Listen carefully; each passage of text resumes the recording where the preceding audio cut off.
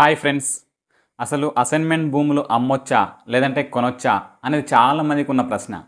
అయితే అమ్మితే అవి పట్టాలవుతాయా, కొనుక్కుంటే అవి పట్టాలవుతాయా అనేది చాలామందికి ఉన్న ప్రశ్న. కాబట్టి అసలు ఈ వీడియోలో అసైన్మెంట్ భూముల గురించి, అసలు అమ్మితే ఏంటి, కొంటే ఏంటి, అసలు ఏ విధంగా వాటిని పరిష్కరించుకోవచ్చో ఈ వీడియోలో చూసేద్దాం. అసలు అసైన్మెంట్ భూమి అంటే ఏంటి?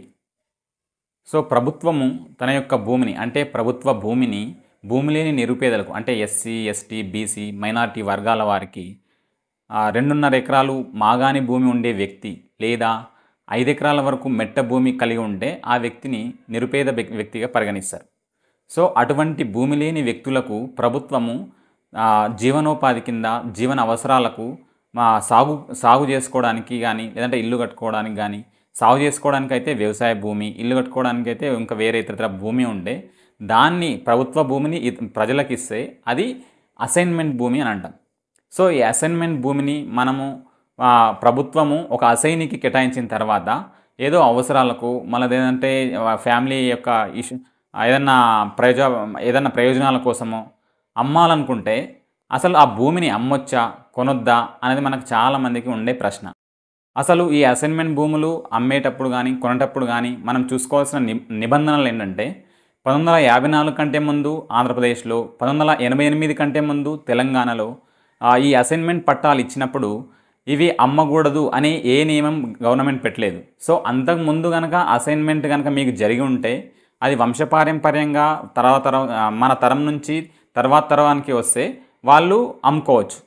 ఇంకోటి తర్వాత 1977లో పిఓటి చట్టం తీసుకొచ్చారు. అది భూ బదలాయింపు నిషేధ చట్టం అంటారు దీన్నే యాక్ట్ 9 ఆఫ్ 77 అని కూడా అంటారు. సో భూ బదలాయింపు నిషేధ చట్టం 1977 అన్నా, పిఓటి చట్టం అన్నా, యాక్ట్ 9 ఆఫ్ 77 అన్నా అవన్నీ ఒకటే. సో ఈ చట్టం ప్రకారం ఎవరైనా ఈ అసైన్మెంట్ భూములను 1977 కంటే ముందే కొనుగోలు చేసి ఉంటే వారికి పట్టా భూమిగా మనం చేయొచ్చు. అదే 1977 తర్వాత వేరే వాళ్ళు, నిరుపేద వ్యక్తులు ఎవరైనా ఈ భూమిని కనుక కొంటే వాళ్ళకి ఎటువంటి నియమ నిబంధనలు ఉంటాయని చెప్పేసి మనం తెలుసుకుందాం. ఈ యొక్క అసైన్మెంట్ భూములను వంశపారంపర్యంగా వ్యవసాయ యోగ్యంగా వాడుకోవాలే తప్పించి అమ్మకూడదు అని చెప్పేసి ఈ పిఓటి చట్టం తీసుకొచ్చారు. ఒకవేళ అసైన్మెంట్ భూమిని తన అసైని వేరే ఇతర వ్యక్తులకు అమ్మితే ఆ కొనుక్కునే వ్యక్తి కూడా నిరుపేద వ్యక్తి అయి ఉండాలి. ఆ నిరుపేద వ్యక్తి అయితే అతను 1977 కంటే ముందే కొనుగోలు ఉంటే అది పట్టా భూమిగా చేసుకోవచ్చు. 1977 తర్వాత ఒక పేద వ్యక్తి భూమి కనుక కొంటే ఆ భూమి పట్టా కాదు, కాకపోతే గవర్నమెంట్ అతనికి డీఫామ్ పట్టా కానీ, లావణి పట్టా కానీ, డీకేటీ పట్టా కానీ ఇవన్నీ ఒకటే. అసలు డీఫామ్ పట్టా అన్నా, లావణి పట్టా అన్నా, డీకేటీ పట్టా అన్నా ఇవన్నీ దానికి ఉన్న ఒక పర్యాయ పదాలు. సో 1977 తర్వాత కొన్న వ్యక్తి పట్టా భూమి కాదు, కానీ అతనికి రీఅసైన్మెంట్ చేయొచ్చు. సో ఈ ఫామ్స్ ఇచ్చి వాళ్ళకి రీఅసైన్మెంట్ చేస్తారు. అంటే డీఫామ్ పట్టా కానీ, లావణి పట్టా కానీ, ఇది కానీ. అంటే పట్టా భూమికి, లావణి పట్టా భూమికి డిఫరెన్స్ ఏంటంటే, పట్టా భూమికి పూర్తి హక్కులు ఉంటాయి. అంటే నువ్వు ఎప్పుడైనా సరే అమ్ముకోవచ్చు, కొనుక్కోవచ్చు, దానికి సర్వ హక్కులు ఉంటాయి. అదే ఈ అసైన్మెంట్ భూములకి సర్వ హక్కులు ఉండవు. అది నువ్వు వంశపారంపర్యంగా అనుభవించాల్సిందే కానీ వేరే ఇతరత్ర విషయాల కోసం నువ్వు అది అమ్మడానికి లేదు. సో అది అమ్మడానికి లేదు కాబట్టి దీనికి పూర్తి హక్కులు లేవు. సో ఈ పూర్తి హక్కులు లేవు కాబట్టి అసలు ఇది కొనాలనా వద్దా అనేది సందిగ్ధమని ఉంటుంది.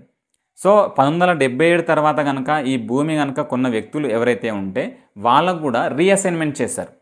సో ఆ డేట్ని మన తెలంగాణ గవర్నమెంట్ 2014లో వచ్చిన తర్వాత 2007 జనవరి 29 ఉమ్మడి రాష్ట్రంలో, ఉమ్మడి ఆంధ్రప్రదేశ్ ప్రభుత్వంలో జనవరి 29, 2007 కంటే ముందే కనుక ఈ భూములు కనుక కొని ఉంటే, అంటే ఆ కొన్న వ్యక్తి నిరుపేద వ్యక్తి అయితే ఆ వ్యక్తికి ఇది రీఅసైన్మెంట్ చేశారు.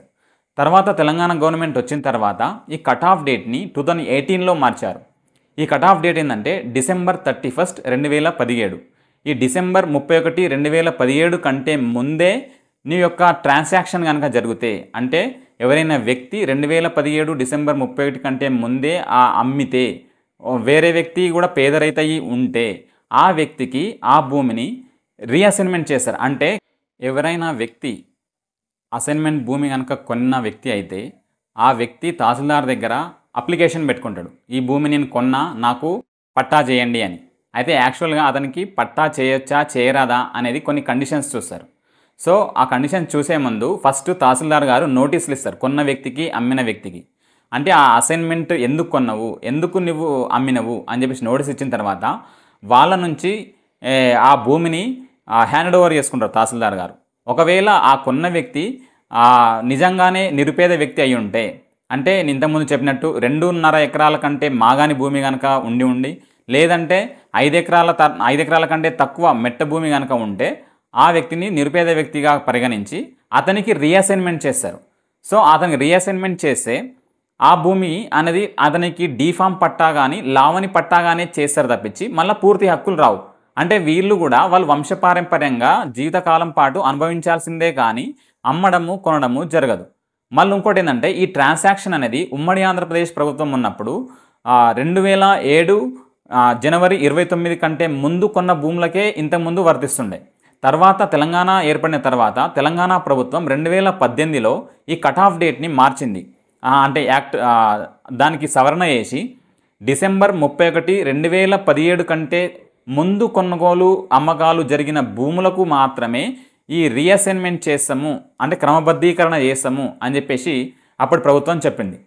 సో మనకు 2017 డిసెంబర్ 31 కంటే ముందు కొనుగోలు అయి ఉండి ఆ కొన్న వ్యక్తి కూడా నిరుపేద వ్యక్తి, అంటే ఎస్సీ ఎస్టీ బీసీ మైనారిటీ వర్గాలకు చెందిన వారు అయి ఉండి ఇంతకుముందు చెప్పిన ల్యాండ్ ఎంతైతే ఉందో అంతవరకే సీలింగ్ కనుక ఉంటే ఆ వ్యక్తికి అతను రీఅసైన్మెంట్ చేస్తారు. ప్రభుత్వం ఈ నిరుపేద వ్యక్తులకే కాకుండా ఇంకొంతమందికి కూడా అసైన్మెంట్ భూములను కేటాయించింది.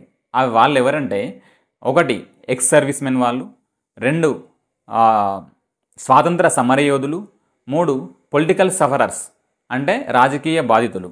సో ఈ 3 వ్యక్తులకి కనుక భూమి కూడా కేటాయిస్తే వాళ్ళకు వేరే వేరే కండిషన్స్ ఉన్నాయి.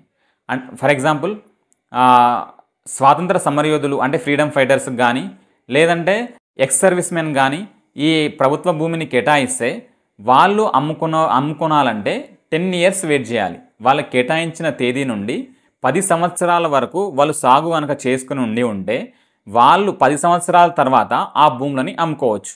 అంటే ఆ 10 సంవత్సరాల లోపు నువ్వు అమ్ముకోవడానికి లేదు.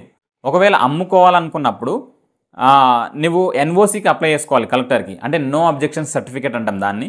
సో ఈ 10 సంవత్సరాలు కంప్లీట్ అయింది, నా యొక్క అవసరాలకి నేను ఈ భూమిని అమ్ముకుంటా అని చెప్పేసి నువ్వు నో అబ్జెక్షన్ సర్టిఫికేట్ కనుక తెచ్చుకుని ఉంటే అప్పుడు నువ్వు ఆ భూములను అమ్ముకోవచ్చు. సో ఆ భూములు అమ్ముకోవాలంటే ఫస్ట్ అనేది అది యాక్చువల్గా తహసీల్దార్ కార్యాలయాల్లో 22A రిజిస్టర్ ఉంటుంది. అది ప్రొహిబిటరీ రిజిస్టర్, అంటే రిజిస్ట్రేషన్స్ కావన్నమాట. సో ఆ రిజిస్ట్రేషన్ 22A రిజిస్టర్ నుంచి నీ భూమి ఆ సర్వే నెంబర్ కనుక ఉంటే ఆ 22A రిజిస్టర్లో ఆ భూమి కనుక ఆ సర్వే నెంబర్ ఉంటే ఆ భూమి ఎవ్రీ ఇయర్ తహసీల్దార్ గారు సబ్ రిజిస్టర్ కార్యాలయాలకు ఆ సర్వే నెంబర్స్ని పంపిస్తుంటాడు. కాబట్టి ఆ నిషేధిత భూముల జాబితాలో నీ సర్వే నెంబర్ కనుక ఉంటే ఆ సర్వే నెంబర్ నుంచి ఆ సర్వే నెంబర్ నుంచి ఈ సర్వే నెంబర్ను మనం తీసేయమని చెప్పాలి. అప్పుడు మాత్రమే అది రిజిస్ట్రేషన్ అవుతుంది. అప్పుడు వాటిని కొన్న వ్యక్తికి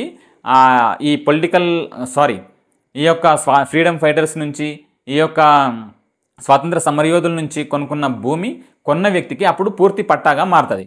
ఇంకోటి ఏంటంటే అసైన్మెంట్ జరిగిన వ్యక్తులకి భూమి అమ్మాలంటే అమ్మలేరు, కానీ ఆ భూమిని తనఖా పెట్టుకోవచ్చు అంటే బ్యాంకుల దగ్గర రుణాలు తీసుకోవచ్చు. మళ్ళా బ్యాంకులు రుణాలు ఇచ్చిన తర్వాత ఒకవేళ ఈ అసైన్మెంట్ జరిగిన వ్యక్తి ఎవరైతే ఉన్నారో ఆ వ్యక్తి కనుక అప్పు కానీ దాన్ని కట్టలేకపోతే ఆ బ్యాంకులు దాన్ని వేలం వేసి ఎవరికైనా అమ్ముకోవచ్చు. ఆ భూములు కనుక ఎవరైనా కొంటే ఆ వ్యక్తికి పూర్తి పట్టాలు వస్తాయి. ఇంకోటి రాజకీయ బాధితులు అంటే పొలిటికల్ సఫరర్స్ కనుక భూమి కేటాయింపు ఈ అసైన్మెంట్ భూమి కనుక ఇస్తే కేటాయించిన తేదీ నెక్స్ట్ డే నుంచే వాళ్ళు పూర్తి హక్కులు వస్తాయి, వాళ్ళకి అమ్ముకోవచ్చు మొత్తం అది. సో రాజకీయ బాధితులకు కనుక ఈ అసైన్మెంట్ భూమి కేటాయిస్తే కేటాయించిన తేదీ నెక్స్ట్ డే నుంచే వాళ్ళకు అమ్ముకోవచ్చు దాన్ని. సో వాళ్ళకి ఆ యొక్క ఫెసిలిటీ ఉంది. సో ఎక్స్ సర్వీస్ మెన్ మరియు ఫ్రీడమ్ ఫైటర్స్కి అయితే 10 years తర్వాత వాళ్ళ భూములను అమ్ముకోవచ్చు. అదే యొక్క రాజకీయ బాధితులకైతే అసైన్మెంట్ చేసిన నెక్స్ట్ డే నుంచే అమ్ముకోవచ్చు. లేదు నిరుపేద రైతులకు మనక కేటాయిస్తే అటువంటి భూమిని నువ్వు అమ్మడానికి వీల్లేదు. ఒకవేళ నువ్వు ఆ భూమిని కనుక నీ యొక్క అవసరాలకు కనుక నువ్వు ఒకవేళ అమ్మి ఉంటే ఆ భూమి మాత్రం ఆ కట్ ఆఫ్ డేట్ December 31, 2017 కంటే ముందే ఆ యొక్క లావాదేవీ జరిగి ఉండాలి. అప్పుడు కూడా నువ్వు కొన్న వ్యక్తి ఎవరైతే ఉన్నారో ఆ వ్యక్తి కూడా నిరుపేద వ్యక్తి అయ్యి ఉంటేనే అతనికి రీఅసైన్మెంట్ చేసి లావణి పట్టా డీఫామ్ పట్టాగా ఇస్తారు తప్పించి పూర్తి హక్కులు రావు. సో ఎవరైతే కొనే ముందు అది ఎటువంటి భూమి అనేది ఈ కేటగిరీలో ఉంది అనేది చూసుకున్నప్పుడు అప్పుడు మాత్రమే నీకు అది పట్టాగానా లేదంటే లావణి పట్టాగానా అనేది వస్తుంది. ఒకవేళ లావణి పట్టా కనుక నీకు వస్తే అంటే పట్టా భూమిగా కనుక కాకుండా ఓన్లీ లావణి పట్టా ఫామ్ ద్వారా కనుక నీకు వస్తే మాత్రం నువ్వు కూడా వంశపారంపర్యంగానే దాన్ని అనుభవించాలి తప్పిస్తే అది పూర్తిగా నీకు అమ్ముకోవడానికి మాత్రం రాదు. సో ఇప్పుడు భూభారతి చట్టం వచ్చిన తర్వాత చాలామంది రైతులు కానీ చాలామంది వ్యక్తులు కానీ అసైన్మెంట్ భూములకు పూర్తి హక్కులు ఇవ్వాలి అని చెప్పేసి ఒక పెద్ద చర్చ జరుగుతుంది. సో మనకు అంటే దీంట్లో 2 రకాల భిన్నాభిప్రాయాలు వెలువడుతున్నాయి. సో ఫస్ట్ రకమైన అభిప్రాయం ఏంటంటే అసలు ఈ భూములను మా అవసరాలకు కనుక ఏదన్నా అమ్ముకుందామనంటే మా పక్కనున్న పట్టా భూములకేమో ₹1,00,00,000 దాకా లక్షల్లో వలుకుతుంటే మేము 5 లక్షలకో 6 లక్షలకో ఎకరానికి అమ్ముకోవాల్సి వస్తుంది. మాకు భూమి ఉందే కానీ అది మనకు మా అవసరాలకు ఏ విధంగా ఉపయోగపడతలేదు అని చెప్పేసి ఒక వర్గం వారి వాదన. ఇంకో వర్గం వారి వాదన ఎట్లుందంటే అసలు ఈ యొక్క భూములకు పూర్తి హక్కులు కనుక మాకు కల్పిస్తే అది కేటాయించిందే నిరుపేదలైన ఎస్సీ, ఎస్టీ, బీసీ, మైనారిటీ వర్గాల వారికి వాళ్ళకు ఉండేదే తక్కువ భూమి. ఈ భూమి కనుక పూర్తి హక్కులు ఇస్తే అసలు వాళ్ళకు భూమే ఉండదుగా అని చెప్పేసి మరి ఆ మొత్తం అమ్ముకుంటే అసలు నెక్స్ట్ వాళ్ళకి జీవనోపాధి ఎట్లా వాళ్ళకు భూమే ఉండకుండా అయిపోతుంది అని చెప్పేసి కొంత వర్గాల వారు వాదిస్తున్నారు. సో ఈ అసైన్మెంట్ భూములకు కూడా పూర్తి హక్కులు ఇవ్వాలా వద్దా అనేది గవర్నమెంట్ కూడా మరి ఏం డెసిషన్ తీసుకుంటుందో కాలక్రమేణా మనం వేచి చూద్దాం. సో ఇదండి ఫ్రెండ్స్ అసైన్మెంట్ భూముల గురించి. ఇంకా మీకు ఏమైనా ప్రాబ్లమ్స్ ఉంటే భూ సమస్యలు ఉంటే కింద కామెంట్ చేయండి, నెక్స్ట్ వీడియోలో చెప్పే ప్రయత్నం చేస్తా. సో ఈ వీడియో కనుక మీకు నచ్చినట్లయితే లైక్ చేయండి, సబ్స్క్రైబ్ చేయడం మాత్రం మర్చిపోకండి. Bye for now.